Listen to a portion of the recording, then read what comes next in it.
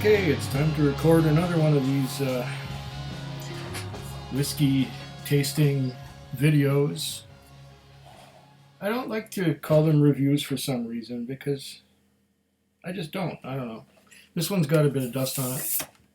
I've had it for a while. When did I get this? It was the 25th of September.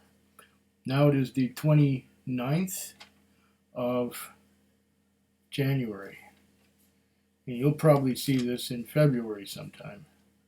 In fact, I'm pretty sure you will. Here I have the Glenrothes 12. I believe it's bottled at 40% alcohol by volume. And it's got a fancy box and a bottle that resembles Blanton's. There's some writing on here. I'm going to read that in due time. And was it 40%? Yes, 40%. And just to get this out of the way, what did it cost? Okay, $69.99. So that would be $3.50 goods and services tax plus $7 liquor tax plus 10-cent bottle deposit plus 69.99 is equal to $80.59 out the door. Wow. The prices of these things are getting steep. And this is at 40%. I believe it's got sherry. It was aged in sherry casks. I'm going to read all that information if it's available on the bottle and on the box after I have poured a dram. And then once I have poured that dram, oh, it's tight cork. Very tight cork. Now,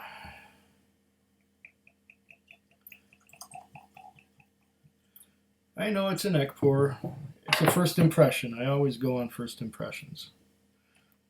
It says here, the Glenrothes 12 Speyside single malt Scotch whiskey, matured only in sherry seasoned oak casks and bottled at natural color. The writing is very small. Oh, then it's in French. Okay. It says vanilla, melon, and cinnamon. Well, we'll see. What does it say here? Glenrothes Speyside single malt, established in 1879.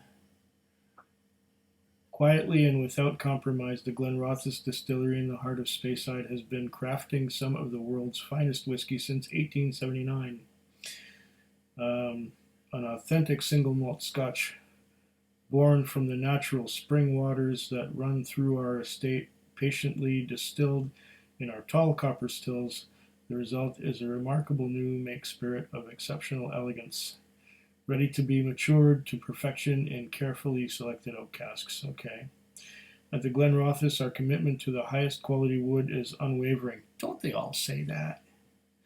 Every cask at our on-site cooperage is assessed and looked after by local artisans to ensure it meets our exacting standards. We use a very high proportion of first fill European and American oak casks, sherry seasoned in Jerez, Spain. The resulting whiskey is absolutely natural in color and balanced in flavor with great depth and structure. A whiskey to be savored with all the senses. Yeah? Matured only in sherry seasoned oak casks, bottled at natural color. And then it has some tasting notes. Let's see now.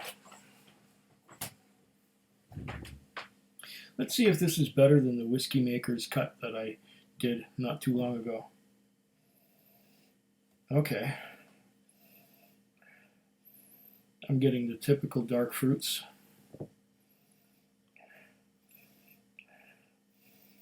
The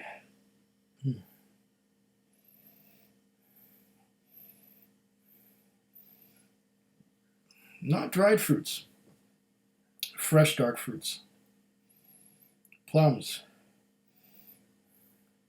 rather than prunes. Figs and dates. Grapes rather than raisins. Like grape juice. A little bit of alcohol. This has a delicious nose. Okay. I can see where they're getting some vanilla in there. And a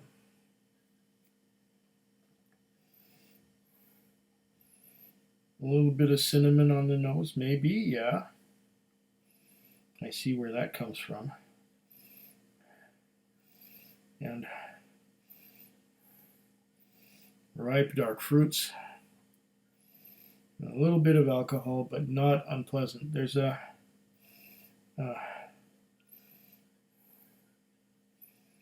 no, it's not very woody.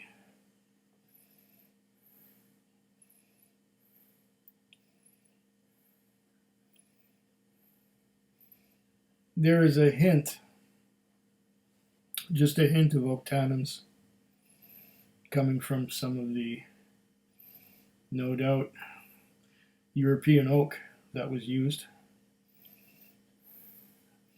It's not over the top, it's just right, it's just enough. So far by the nose, I'm liking this. And I'm usually not in for sherry that much. It doesn't say whether it's Oloroso or Pero Jimenez or Fino or what. It's just sherry. Could be a mixture of all of those. You know, I wasn't just this last week. Roy Aquavite was doing a video of whiskeys that we tend to walk past, whiskeys that we tend to ignore. I've ignored this one a long time, and there's a couple more that I'm going to do soon that I have ignored for quite a while. It's just things that, I don't know, for some reason they're just ignored. You just don't think about them. Either you had a dram once a long time ago and you didn't like it, so you tended to stay away from other whiskeys from that distillery. And I'm no exception to that. This is my second Glenrothes, and it's something like 6 years since I had a Glenrothes before the first one, which was last week.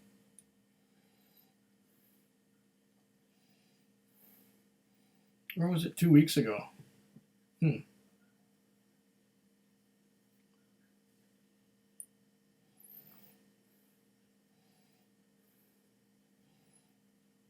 I think so. Wait, let me check. No, I'm not going to check now. It takes too much effort to fire up a browser while recording. Forget it. Let's just say recently I had the Glenrothes Whiskey Makers cut. Okay. Like the nose. And yes, it uses sherry, but it's not a sherry. I don't see it as a sherry bomb.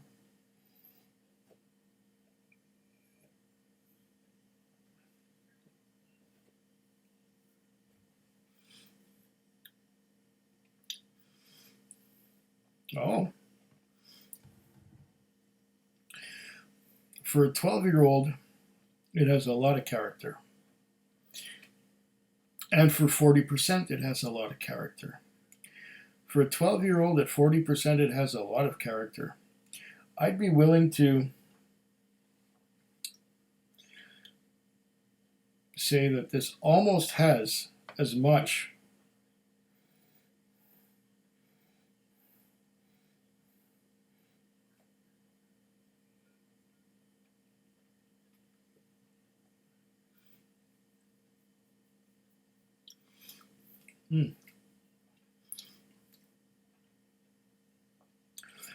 This is good. This almost has as much character as a Cragganmore 12. And Cragganmore is also 40% alcohol by volume. And this has a sherry, but it's not overpowering sherry. You're getting some of the spirit driven as well as the cask driven maturation here. Yeah, I'm liking this. And I didn't think I would, especially after trying the Whiskey Maker's cut, which I didn't really like. But we're giving it a chance to open up because it could have just been very closed, having been a neck pour. But this one from the get-go is really good.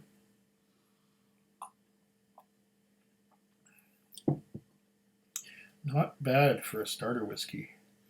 In fact, I could sip this. And this is just based on a neck pour. Wow.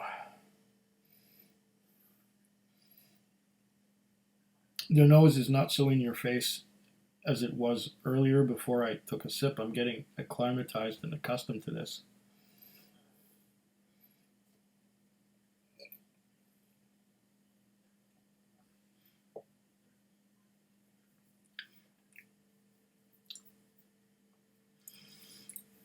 Easy drinking, silky mouthfeel, goes down so easy and smooth, but that doesn't mean it's lacks character.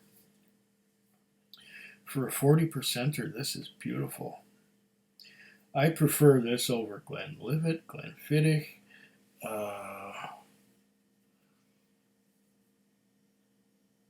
just about any other 40% except for Cragganmore. It's this one does it for me. And I didn't think it would, being sherry, but it's not over the top sherry. It's dark, yes, but you can see through it. And I don't mind that. It's all sherry, but it's some of it is first fill, some of it is second, third fill, whatever. But it's well put together. And yes, vanilla, some cinnamon, some fruit. All comes together. A little bit spicy, but not much.